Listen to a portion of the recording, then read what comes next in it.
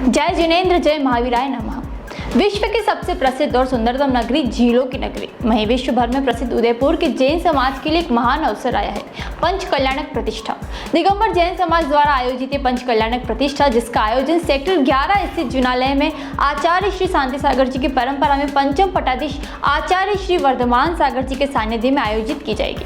Sector 11 स्थित इस जिनालय में पंच कल्याणक का आयोजन भव्य और ऐतिहासिक रूप से किया जाएगा।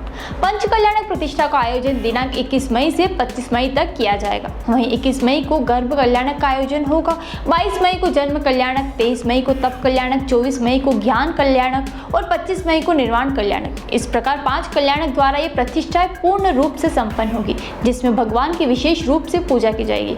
इसके साथ ही श्री दिगंबर जैन समाज द्वारा एक प्राकृत भवन का निर्माण भी किया जा रहा है, जिसमें जैन संग्रहालय, जैन धर्म के इतिहास से जुड़ी किताबें, जैनों के शिलालेख व जैन सामग्रियां होगी। इसके साथ इस कार्यक्रम में राजस्थान के मुख्यमंत्री अशोक गहलोत और सीपी जोशी भी कार्यक्रम में हिस्सा लेने आएंगे। अब ये भी जान लीजिए कि आखिर पंच कल्याणक क्यों मनाया जाता है। दरअसल पाषाण को परमात्मा बनाने की एक अनुष्ठान है। इसके साथ ही ये आत्मा को परमात्मा बनाने की सत्य घटना है। पतित को पावन करने का साधन, तीर्थंकर प्रभु की कथा करने से निमित्त है। धर्म की महिमा बताना, इंसान को जीवन जीने की कला सिखाने का नाम है पंच कल्याणक। 21 से 25 तक जो पंच कल्याण महाप्रतिष्ठा होने वाली है, 21 तारीख को गर्भ कल्याणक होगा, 22 तारीख को जन्म कल्याणक, 23 को तप कल्याणक, 24 को ज्ञान कल्याणक और 25 को निर्वाण कल्याणक। इस प्रकार 5 दिन में 5 कल्याणकों के साथ में प्रतिष्ठा संपन्न होगी। और ये पंच कल्याणक प्रतिष्ठा आचार्य शांति सागर जी महाराज जी की परंपरा के पंचम पट्टाधीश आचार्य श्री वर्धमान सागर जी महाराज जी के सानिध्य में संपन्न होगी।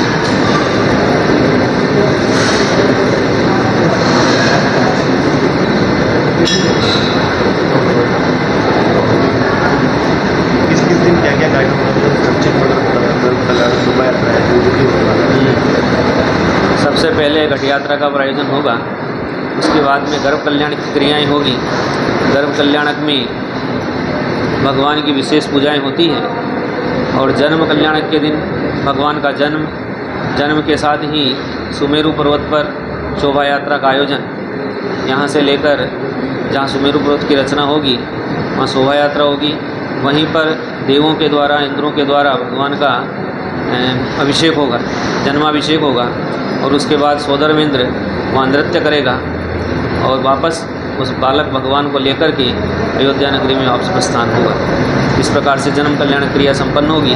तब कल्याणक के दिन भगवान को वैराग्य हो गया।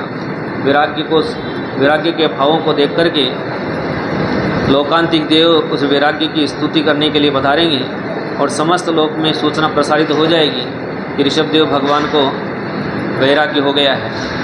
और देव, मनुष्य और विद्याधर लोग भगवान की पालकी को उठा करके वन में ले जाएंगे।